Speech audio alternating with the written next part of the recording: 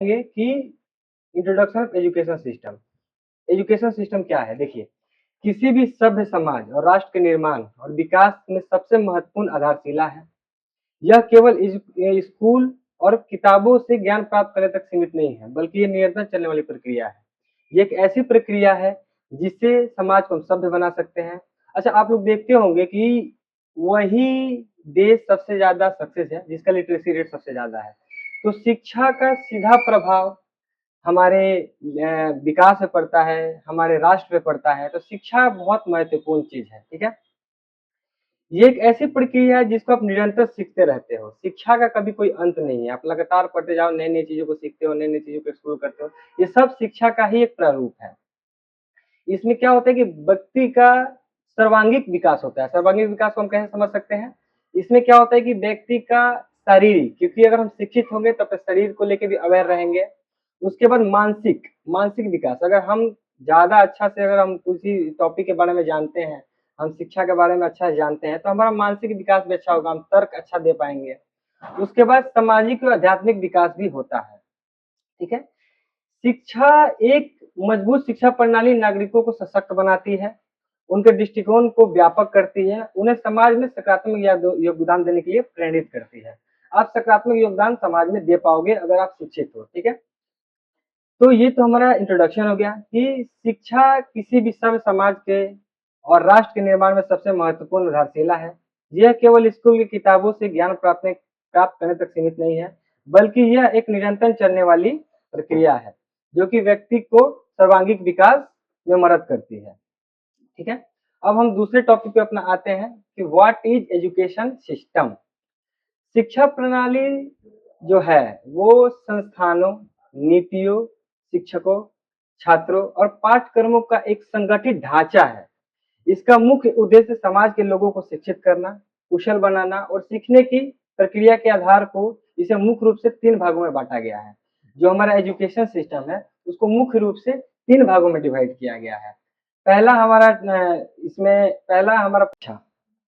औपचारिक शिक्षा को थोड़ा सा हम समझ लेंगे। औपचारिक शिक्षा क्या है? औपचारिक शिक्षा को बोलते हैं लोग फॉर्मल एजुकेशन। देखिए, यह शिक्षा का वह रूप है जो स्कूल, कॉलेज और विश्वविद्यालयों में दी जाती है। इसमें क्या होता है कि एक आपको निश्चित पाठ्यक्रम होता है, एक निश्चित समय सारणी होता है और नियम और मूल्यांकन, जिसे मूल्यांकन का मतलब परीक्षा प्रणाली में, इस प्रणाली में शामिल होते हैं। ये एक रेगुलर कोर्स होता है। जैसे कि हम लोग क्लास 1 में रहते हैं या फिर बीएससी कर रहे हैं तो हमारे पास एक टर्म होता है कि 6 मंथ का हमारा एक सेमेस्टर है। ये हमारा औपचारिक शिक्षा में आ गया, ठीक है। दूसरा पॉइंट हमारा है अनौपचारिक शिक्षा। इसमें क्या है कि इंटरनल एजुकेशन, ठीक है। इनफॉर्मल एजुकेशन में हम जानते हैं कि ये शिक्षा जीवन के अनुभव, परिवार, समाज और परिवेश से प्राप्त होती है। अच्छा, आप लोग देखते होंगे कि बहुत सारे लोग ऐसे हैं कि वो शिक्षित नहीं है लेकिन टेक्निकल में वो कहीं से स्किल ले लिए हैं और वो अच्छा वर्क कर रहे हैं समाज में, अच्छा मैकेनिक के रूप में वर्क कर रहे हैं। कोई कोई बाइक मैकेनिक देखते हैं, वो कहीं से भी बीटेक नहीं किए हैं, कहीं से पॉलिटेक्निक नहीं किए हैं, लेकिन वो किसी के साथ रह के सीख के एक अच्छा स्किल्स उनके पास आ गया है। ये भी एक शिक्षा का ही प्रारूप है, ठीक है। और तीसरा हमारा आता है नॉन फॉर्मल एजुकेशन। यह एक औपचारिक शिक्षा की व्यवस्था से बाहर होते हैं, जैसे कि व्यक शिक्षा कार्यक्रम। जैसे कि हम पहले ही बताए कि शिक्षा का मतलब इतना बड़ा दायरा है कि इसको सीखने की कोई उम्र नहीं होती है। आप जब सीखना चाहें, जो चीज सीखना चाहें आप सीख सकते हैं, ठीक है। इसमें क्या है कि डिस्टेंस लर्निंग, अभी बहुत सारा ऐसा प्लेटफॉर्म है जो कि आपको डिस्टेंस लर्निंग प्रोवाइड करता है। जैसे कोर्सेरा है, आपको सर्टिफिकेट कोर्स प्रोवाइड करता है। आईटी के बहुत सारे कोर्सेज हैं, स्किल डेवलपमेंट के कोर्स हैं आपके पास। उसके बाद अभी एआई का कोर्सेज फ्री में चल रहे हैं। तो वो सब आपको डिस्टेंस लर्निंग में आता है। ये सब नॉन फॉर्मल एजुकेशन में आता है। ये स्किल बेस्ड कोर्स होता है और आप स्किल्स आपको दिया जाता है, ठीक है। देखिए, हम चलते हैं भारतीय शिक्षा प्रणाली के स्वरूप, structure of Indian education system. Bharat की शिक्षा प्रणाली को छात्रों के उम्र और उनके समझ के अनुसार विभिन्न स्तरों पर विभाजित किया गया है ताकि उन्हें सही दिशा निर्देश दिया जा सके, ठीक है। सबसे पहला हमारा क्या होता है? सबसे पहला होता है प्राइमरी एजुकेशन। प्राइमरी एजुकेशन से हम कैसे समझ सकते हैं? जब हम प्री स्कूल में जाते हैं तो वहां से हमारा प्राइमरी एजुकेशन स्टार्ट हो जाता है, ठीक है। यह शिक्षा का सबसे बुनियादी स्तर है। यहाँ पे हमारा बेस क्लियर होता है, हमको नए नए वर्ड्स इंट्रोड्यूस करवाया जाता है, हमको सब्जेक्ट बताया जाता है, हमको कलम पकड़ना सिखाया जाता है।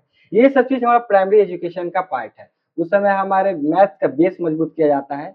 ये सब चीज़ें बुनियादी गणित, नैतिक मूल्य सिखाए जाते हैं। तो मेनली बात ये है कि यहाँ पे हमारा जो एजुकेशनल नींव है, उसको मजबूत किया जाता है। उसके बाद दूसरा हो गया हमारा माध्यमिक शिक्षा, सेकेंडरी एजुकेशन। इस स्तर पर छात्रों को विभिन्न विषयों के बारे में जानकारी दिया जाता है, जैसे विज्ञान, कला, गणित, इस सब बारे में उनको बताया जाता है। उनके चरण और भविष्य के करियर की दिशा तय करने में ये महत्वपूर्ण भूमिका निभाती है छात्रों के, क्योंकि ये एक बुनियादी है, इसमें बुनियाद आपको मजबूत किया जाता है, आपको थोड़ा सा डीप जानकारी दिया जाता है। और अंत में आता है मेरा उच्च शिक्षा, हायर एजुकेशन। इसमें कॉलेज और विश्वविद्यालय के स्तर की पढ़ाई शामिल है, जैसे कि ग्रेजुएशन, पोस्ट ग्रेजुएशन और रिसर्च, जैसे पीएचडी जो लोग करते हैं। ये एक विशेष क्षेत्र विशेषता प्रदान करती है। इसमें क्या होता है कि एक विशिष्ट सब्जेक्ट को पकड़ के हम लोग पढ़ते हैं और उसके बारे में डीप जानकारी लेते हैं। ठीक है, अब थोड़ा सा हम जानते हैं कि नई शिक्षा नीति के अनुसार हमारे नई शिक्षा नीति के अनुसार क्या महत्वपूर्ण बदलाव किए गए हैं हमारे शिक्षण प्रणाली में। भारतीय शिक्षा प्रणाली में हाल ही में सबसे बड़ा बदलाव हुआ है। राष्ट्रीय शिक्षा नीति 2020 के अनुसार आपको एक नया ढांचा इंट्रोड्यूस किया गया है, 5+3+3+4 का नया ढांचा। पुरानी +2 प्रणाली को हटाकर अब स्कूली शिक्षा को 4 चरणों में, फाउंडेशनरी,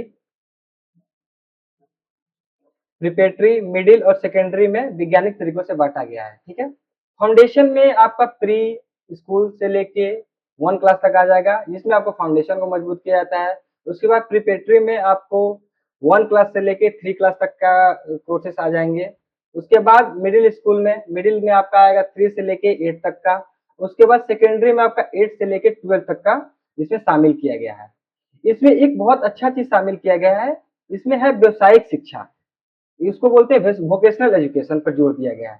शिक्षा में बहुत बड़ा बदलाव है। इसमें क्या है, कक्षा 6 से ही छात्रों को व्यवसायिक शिक्षा और इंटर्नशिप के अवसर प्रदान किए जा रहे हैं। इसका उद्देश्य छात्रों को व्यवहारिक कौशल सिखाना है, ताकि वो भविष्य के लिए तैयार हो सके। आपका ये इंटर्नशिप भी इसी प्लान के तहत करवाया जा रहा है, ताकि आपको एक वोकेशनल एजुकेशन भी आपको दिया जा सके रेगुलर कोर्सेज के साथ साथ। इसमें क्या है कि फ्लेक्सिबिलिटी फ्लेक्सिबिलिटी आपको इसमें दिया गया है। फ्लेक्सिबिलिटी का मतलब है कि छात्रों को अपने रुचि के अनुसार विषय चुनने की आजादी दी गई है। अब इसमें आर्ट, साइंस और कॉमर्स के बीच की कोई दीवारें नहीं है। इस दीवार को खत्म कर दिया गया है। आपका जिस सब्जेक्ट में रुचि है, आप उसमें इंटर्नशिप कर सकते हैं, अपने स्किल्स को निखार सकते हैं और आप समाज में योगदान दे सकते हैं। अपने स्किल्स को अच्छा करके आप कहीं पे जॉब भी प्राप्त कर सकते हैं। ये नई शिक्षा नीति की सबसे मुख्य बातें थी। अब हम जानेंगे कंक्लूजन, इस क्लास का कंक्लूजन क्या है। यह एक प्रभावी शिक्षा प्रणाली केवल रोजगार पाने का साधन नहीं है, बल्कि यह एक सभ्य, विचारशील और प्रगतिशील समाज के निर्माण का तंत्र है। आधुनिक शिक्षा प्रणाली में इंटर्नशिप और व्यवहारिक प्रशिक्षण जैसे प्रोग्राम छात्रों को वास्तविक दुनिया की चुनौती से जोड़ते हैं। इसके इससे उनके आत्मविश्वास और कार्य क्षमता की वृद्धि होती है, जो उनके सफल करियर बनाने में अत्यंत आवश्यक है। इसका नटशेल में अगर बात किया जाए, तो आप अगर इंटर्नशिप करते हैं तो अपने स्किल्स को निखार सकते हैं। आप जिस क्षेत्र में आगे बढ़ना चाहते हैं, अपने विषय वस्तु से हटकर कोई जानकारी लेना चाहते हैं, उस क्षेत्र में आप जानकारी ले सकते हैं। आप एक नया स्किल सीख सकते हैं। नई शिक्षा नीति में आपको यह अवसर मिल रहा है कि आप जिस क्षेत्र में आगे बढ़ना चाहते हैं, जैसे कि आपने एजुकेशन का क्षेत्र चुना है। आज हमारा इंट्रोडक्शन क्लास है, आपको हम इंट्रोडक्शन दिए, आगे क्लासेस में आपको और भी डिटेल्स दिए जाएंगे एजुकेशन से रिलेटेड। तो आपने ये हट के अपने विषय वस्तु से हट के ये कोर्स को चुना है और आपको सीखने का मौका प्रदान किया जा रहा है। तो नए शिक्षा नीति का ये थोड़ा सा हाईलाइट था जो आपको बताया गया। आज का क्लास यहीं पे समाप्त, ये वीडियो यहीं पे समाप्त कर रहे हैं। अगले वीडियो में दूसरे टॉपिक में आपके साथ मिलेंगे। धन्यवाद।